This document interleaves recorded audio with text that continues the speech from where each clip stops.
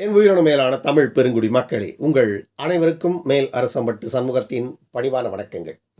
அன்பு உறவுகளே, நம்முடைய சேனலை சப்ஸ்கிரைப் செய்து கொண்டு நம்முடைய காணொளிக்கு ஒரு லைக் செய்து தொடர்ந்து நம்முடைய காணொளியை பாருங்கள். தொடர்ந்து நமக்கு ஆதரவு தாருங்கள். அன்பு உறவுகளே, செந்தில் பாலாஜி, செந்தில் பாலாஜி, செந்தில் பாலாஜி, திரும்புகின்ற திசையெல்லாம் செந்தில் பாலாஜி. செந்தில் பாலாஜி கடந்து தமிழ்நாட்டு அரசியலோ சட்டங்களோ இன்னைக்கு இல்லவே இல்லை. அந்த நிலைக்கு செந்தில் பாலாஜி ஸ்கேமராக, திருடனாக, அயோக்கியனாக பார்க்கப்படுகிறார். அரசியல் களத்திலையும் சட்ட களத்திலையும். செந்தில் பாலாஜி கடந்த 14ஆம் தேதி சென்னை உயர்நீதிமன்றத்தில் ஒரு மனு தாக்கல் செய்கிறார். அது என்ன வழக்கு அப்படின்னா, ஏன்னா செந்தில் பாலாஜி மேல ஒரு வழக்கு இல்லை. ஒரு வழக்கு இருந்தா செந்தில் பாலாஜியினுடைய வழக்குன்னு சொல்லிட்டு போயிடலாம். செந்தில் பாலாஜி மேல கணக்கில் இல்லாத வழக்குகள் இருக்கு. அதுல ஒரு மிக முக்கியமான வழக்குன்னு பார்த்தீங்கன்னா ஒரு 4-5 வழக்கு தொடர்ந்து நீதிமன்றத்தில் விசாரணைக்கு வந்துட்டே இருக்கு. 4-5 வழக்குன்னு பார்த்தீங்கன்னா, முதல்ல அந்த பிஎம்எல் ஆக்டில் சிக்கினார் இல்லையா, அவர் 14 மாதம் உள்ளே இருந்தார் இல்லையா, வேலை வாங்கி தரதாக 100க்கும் மேற்பட்ட பாமர மக்களை ஏமாற்றி பணம் பிடுங்கின வழக்கு. அதுக்கடுத்து இப்போ மூவிங்கில் இருக்கிற வழக்குன்னு பார்த்தீங்கன்னா, சிபிஐ போட்டிருக்கின்ற வழக்கு 397 கோடி டிரான்ஸ்பாரம் ஊழலில் வழக்கு. இந்த வழக்கு இப்போ சிபிஐ போட்டிருக்காங்க. அதுக்கடுத்து பார்த்தோம்னா டாஸ்மார்க் வழக்கு ஏற்கனவே இடி போட்ட வழக்கு. அந்த இடி போட்ட வழக்கு உச்ச நீதிமன்றத்தில் போயிட்டு அப்போதைய அரசு, திமுக அரசு, அந்த வழக்கை விசாரிக்க கூடாதுன்னு உச்ச நீதிமன்றத்தில் போய் ஸ்டே வாங்கிட்டு வந்தாங்க. யாரு? அப்போ தமிழக அரசாக இருந்த திமுக, மு.க. ஸ்டாலின் தரப்பிலான அரசு உச்ச நீதிமன்றம் போய் இந்த வழக்கை விசாரிக்க கூடாது. இடி ஏன் இடி விசாரிக்க கூடாதுன்னா, தமிழ்நாட்டில் ஒரு அரசு நடக்குது, அங்க ஒரு டிவிஎஸ்சி இருக்கு, லஞ்ச ஒழிப்புத்துறை இருக்கு. அப்படி இருக்கும் பொழுது நீங்க எப்படி மாநில அரசினுடைய கொள்கைகளை மீறி மத்திய அரசு இதுல தலையிடலாம், மத்திய அரசு இதுல எப்படி நீங்க ஈடி அனுப்பலாம் அப்படின்ற மாதிரி உச்சநீதிமன்றத்தில் போயிட்டு பேசி அங்க அந்த வழக்குக்கு வந்து ஸ்டே வாங்கிட்டு வந்துட்டாங்க. இப்ப அந்த வழக்கு நிலுவையில் இருக்கு.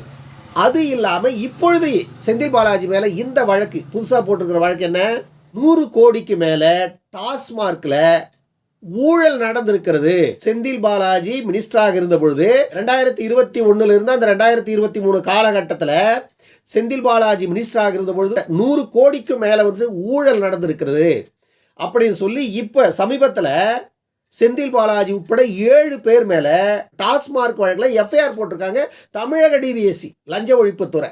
இந்த வழக்கை விசாரிக்க கூடாது, இந்த வழக்குக்கு தடை விதிக்கணும், இந்த வழக்கை ரத்து பண்ணுங்க. ஏற்கனவே இந்த வழக்கு ஈடி போட்டாச்சு, இதில் எந்த உண்மையும் இல்லை அப்படின்னு சொல்லி நாங்க உச்சநீதிமன்றத்திலேயே போயிட்டு ஸ்டே வாங்கிட்டோம்.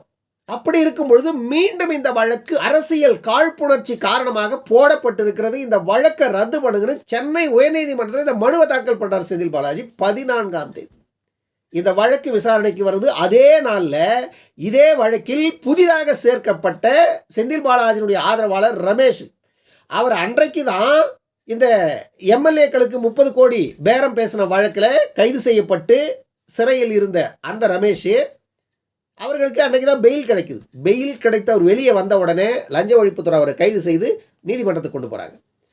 அவருடைய வழக்கம் அன்னைக்கு விசாரணைக்கு வருது. அந்த வழக்கில் ரமேஷை வந்துட்டு இந்த வழக்கில், இந்த டாஸ்மார்க் வழக்கில் விசாரிக்க கூடாது அப்படின்னு சொல்லி ரமேஷுக்கு மட்டும் இடைக்கால தடை விதித்திருக்கிறது. ஆனா இந்த செந்தில் பாலாஜி போட்ட இந்த வழக்கில் இரு தரப்பினுடைய வாதங்களையும் விசாரித்த சென்னை உயர்நீதிமன்றம் இந்த வழக்கை தேதி குறிப்பிடாமல் ஒத்தி வைத்திருக்கிறது. சென்னை உயர்நீதிமன்றம் இந்த வழக்குகளை எல்லாம் நம்ம பார்த்தோம்னா, செந்தில் பாலாஜி தொடர்ந்து ஓயாம இந்த வழக்குகளில் இருந்து சட்டத்தில் இருக்கின்ற ஓட்டைகளின் வழியாக எப்படியாவது நாம் தப்பித்து விட முடியுமா என்று தொடர்ந்து ஆராய்ந்து கொண்டே இருக்கிறார். ஒரு நாள் ஓய்வு கிடையாது. ஏன்னா இப்போ இந்த வழக்கு இருக்கு இல்லையா, டாஸ்மார்க் வழக்கு இன்னும் விசாரணை தொடங்கலை. டாஸ்மார்க் வழக்கு வந்து எஃப்ஐஆர் தான் போட்டிருக்காங்க. எஃப்ஐஆர் போட்டு 7 பேர் மேலே எஃப்ஐஆர் போட்டு நீதிமன்றத்தில் தாக்கல் பண்ணியிருக்காங்க. ஆனால் இன்னும் விசாரணை தொடங்கலை. விசாரணை தொடங்குவதற்கு முன்பே தான் செந்தில் பாலாஜி தலைமறைவாயிட்டார். அவர் எங்க கைது பண்ணிட்டு போறாங்களோன்னு தலைமறைவாயிட்டார்.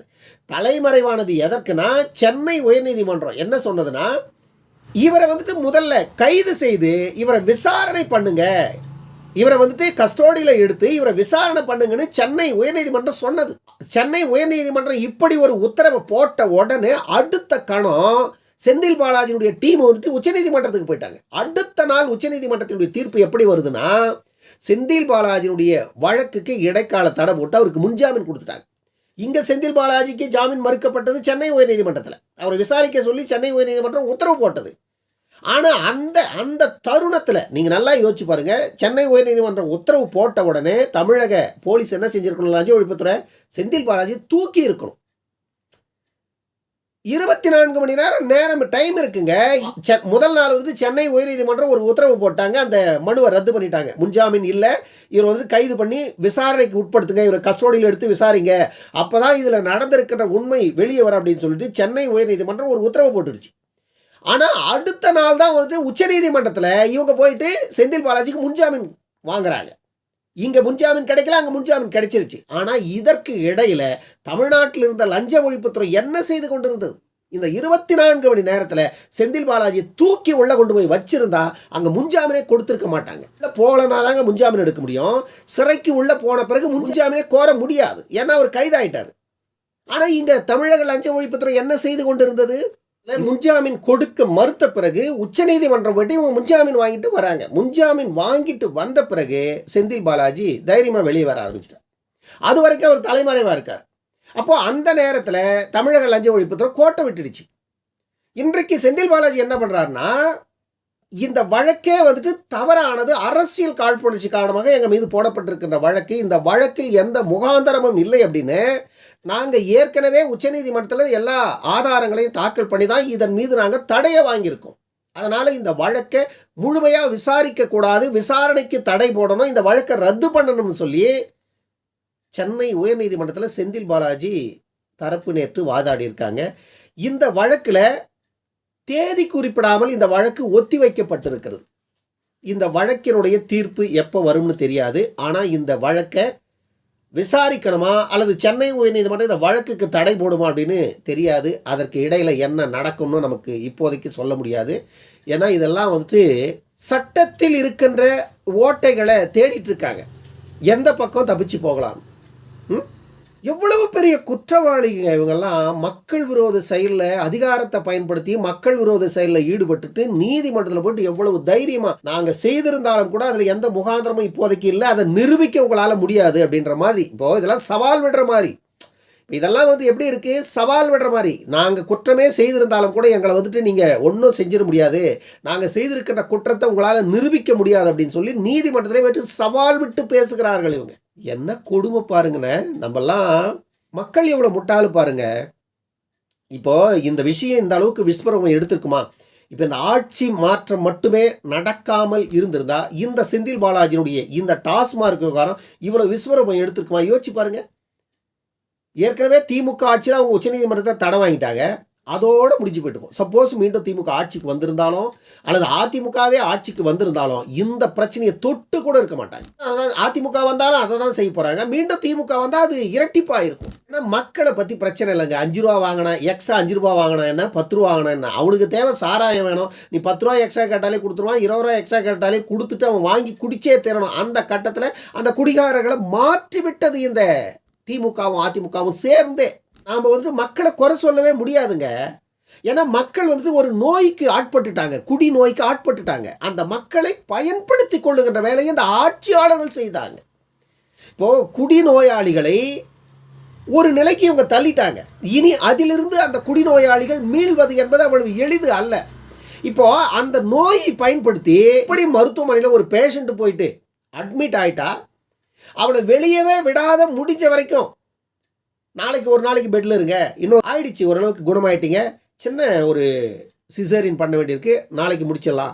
ஒருவேளை ஒரு கோமா நிலையில் இருக்கிறார் அப்படின்னா இல்லை, ஓரளவுக்கு சரியாயிட்டு வராரு, முன்னை விட இப்போல்லாம் கொஞ்சம் நரம்பெல்லாம் ஒர்க் ஆகுது, கொஞ்சம் ஆக்டிவ் வந்திருக்கு, பாடி வந்துட்டு முன்ன மாதிரி இல்லை, மூச்செல்லாம் வந்துட்டு பாருங்கள், மூச்சு விட்டத்துக்கெல்லாம் முன்ன எவ்வளோ சிரமப்பட்டார், ஆனால் இப்போ மூச்செல்லாம் நல்லா வருது. முன்னெல்லாம் ஜீரணம் பிரச்சனை இருந்தது, இப்போ அதெல்லாம் இல்லை, நல்லா மோஷனும் போகுது.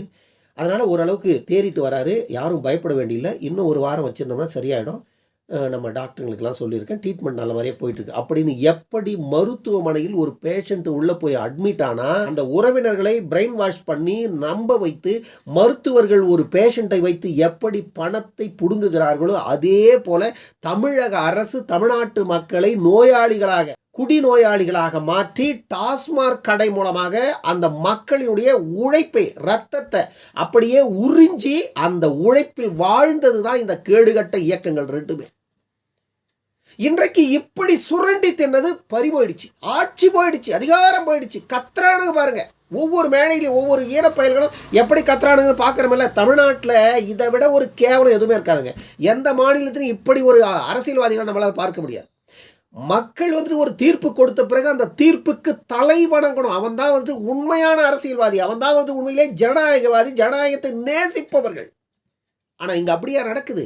ஓட்டு போட்ட மக்கள் எல்லாம் மேடை போட்டு திட்டிட்டு இருக்கான். ஓட்டு போட்ட மக்களை மேடை போட்டு திட்டிட்டு இருக்கான். கொளத்தூர் மக்களை அவங்கெல்லாம் நன்றி கட்ட மக்கள், அவங்களுக்கெல்லாம் நல்ல சாவே வராதுங்கிறான் அந்த அனிதா ராதாகிருஷ்ணன். மா சுப்பிரமணியத்தை தோற்கடித்த சைதாப்பேட்டை மக்களுக்கு நல்ல சாவே வராதுன்னு RS பாரதி மேடை போட்டு பேசுறான். இந்த பக்கம் ஒருத்தன் சட்டமன்றத்தில் எம்எல்ஏவை கையை கால உடை பண்றான். இன்னொரு பக்கம் பாத்தீங்கன்னா அதிமுகவை சார்ந்த RB உதயகுமார் அவன் ஒரு பக்கம் கேவலமா பேசிட்டு இருக்கான் மேடைக்கு. இந்த அளவுக்கு இவர்கள் புலம்ப ஆரம்பித்ததுக்கு காரணம் என்ன? அதிகாரம் போயிடுச்சு. இந்த அதிகாரத்தை வைத்து இத்தனை ஆண்டு காலமாக கொழித்தவர்கள் இவங்க ரெண்டு பேருமேங்க. இதுல திமுக அதிமுக எல்லாம் விளக்கே கிடையாது, மாற்று கருத்தே கிடையாது. ரெண்டு பேரும் ஒரே கொட்டையில ஒண்ண மாட்டேன். தமிழ்நாட்டு மக்கள் உண்மையிலே வெகுண்டெழுந்து ஒரு ஆட்சி மாற்றத்தை கொண்டு வந்தாங்க. அது உண்மையிலே மிகப்பெரிய வரவேற்கத்தக்கது. இந்த ஆட்சிகள் 5 ஆண்டுகள் நடக்கட்டங்க. விஜய் அவர்களினுடைய செயல்பாடுகள் எப்படி இருக்கிறது என்பதை இந்த 3 மாதத்திலேயே மக்கள் உண்மையிலேயே மிகப்பெரிய நம்பிக்கை வச்சிருக்காங்க. இந்த அரசின் மீது மிகப்பெரிய நம்பிக்கை கொண்டிருக்கிறார்கள் மக்கள். அரசு 100 விழுக்காடு நேர்மையா செயல்பட்டு விடும் அப்படின்னு எதிர்பார்ப்பதும் மிகப்பெரிய தவறு. அதே வேளையில கடந்த திமுக அதிமுகவினுடைய செயல்பாட்டை விட ஒரு 20 அல்லது 30 விழுக்காடு திறம்பட இந்த அரசு செயல்பட்டாலே இந்த அரசு உண்மையிலேயே மக்கள் பக்கம் நிற்கிறது அப்படிங்கிறத நம்ம ஒத்துக்கொள்ளத்தான் வேண்டும். அந்த வகையில் இந்த அரசு இன்றைய சூழ்நிலைக்கு இந்த 3 மாத கால ஆட்சியிலேயே மக்களின் நன்மதிப்பை இந்த அரசு பெற்றிருக்கிறது. ஆனால் நம்ம களத்தில் பார்க்குறோம், சில செய்தி சேனல்களில் இந்த அரசுக்கு எதிராக பேசுகிறவர்களை பார்க்குறோம். இவர்கள் எல்லாம் ஏன் பேசுகிறார்கள் என்பதையும் நம்ம பார்க்குறோம். இவர்களெல்லாம் இந்த திமுக அதிமுக குறிப்பாக திராவிட கட்சிகளின் ஆதரவாளர்கள். திராவிடம் தான் இந்த மண்ணை ஆள வேண்டும் என்று பேசுபவர்கள். இவங்கெல்லாம் திராவிட சிந்தனையாளர்கள். இவர்கள் விஜய் ஆட்சி ஆளுவதை விரும்ப மாட்டார்கள். இதே திராவிட சிந்தனையாளர்கள் திமுக செய்த ஊழலை பற்றி எங்கேயாவது ஒரு வார்த்தை பேசுனதை நம்ம பார்த்துக்கிறோமா? KN நேரு ஊழலை பற்றி அவங்களாம் யாருன்னா வாய் திறப்பாங்களா? பாலாஜி ஊழலை பற்றி யாருன்னா அவங்களாம் வாய் திறப்பாங்களா? துரைமுருகனுடைய ஊழலை பற்றி யாருன்னா வாய் திறப்பாங்களா? கனிம வளத்தில் எத்தனை 1000 கோடி கொள்ளையடித்திருக்கிறார் துரைமுருகன், யாருன்னா வாய் திறப்பாங்களா? பெரியசாமி பற்றி யாருன்னா வாய் திறப்பாங்களா? இல்ல இந்த திமுக காரர்கள் இந்த அளவுக்கு அநாகரிகமான வார்த்தைகளை இப்ப பேசிட்டு இருக்காங்க, யாருன்னா வாய் திறக்கிறான? இந்த திராவிட சிந்தனையாளர்கள் யோசிச்சு பாருங்க, எவனும் பேச மாட்டான். ஏன்னா இவர்கள் திராவிட கட்சிகள் ஆட்சி ஆளட்டும், ஒன்று திமுக ஆளட்டும் இல்லை அதிமுக ஆளட்டும், ஆனால் 3வது ஒரு கட்சி வந்தா திராவிடம் செத்து போச்சுன்னு அர்த்தம். ஆனால் ஊசலாடிட்டு இருக்கு, உயிர் இழுத்துட்டு இருக்கு. உயிர் போக போகுது. கடைசி கட்டத்தில் எப்போ போகும்? 2021 பாராளுமன்ற தேர்தலுக்கு பிறகு அல்லது 31 சட்டமன்ற தேர்தலுக்கு பிறகு தமிழ்நாட்டில் திராவிட கட்சிகளை தேடுகின்ற நிலை வரும். வரலாற்றில் தேட வேண்டியதுதான். அப்படி ஒரு நிலை வரும். ஏன்னா இவர்கள் செய்து கொண்டிருக்கின்ற அநீதிகள் அந்த அளவுக்கு இருக்கு இல்லையாங்க, நம்ம பார்க்கிறோம். இல்லை எவ்வளவு குற்றங்கள் செய்வாங்க, எல்லாத்தையும் செஞ்சுட்டு நீதிமன்றத்தில் போயிட்டு விலக்கு வாங்கிக்கிறது. என்னங்க இது? என்ன இது? தப்ப முடியாதுங்க. என்னதான் இவங்க ஓடி ஓடி நீதிமன்றத்தின் வாய்களை அடைத்தாலும் கூட ஒரு நாள் இவங்க சட்டத்தின் முன் பதில் சொல்லியே தேரணும். இவர்கள் தண்டிக்கப்பட்டே தீர்வார்கள். நீங்க வேணா பொறுத்து பாருங்க. அன்பு உறவுகளே, நம்முடைய இந்த காணொலி பற்றின உங்களுடைய கருத்துக்களை கருத்துரை பகுதியில் தவறாமல் பதிவு செய்யுங்க. நம்முடைய சேனலை சப்ஸ்கிரைப் செய்து கொண்டு நம்முடைய காணொலிக்கு ஒரு லைக் செய்து தொடர்ந்து நம்முடைய காணொலியை பாருங்கள். தொடர்ந்து நமக்கு ஆதரவு தாருங்கள். அன்பு உறவுகளே, இன்னொரு காணொலியில் சந்திக்கும் முறை உடமிருந்து விடைபெற்றுக் கொள்வது மேல் அரசம்பட்டு சமூகம். நன்றி, வணக்கம் அன்பு உறவுகளே.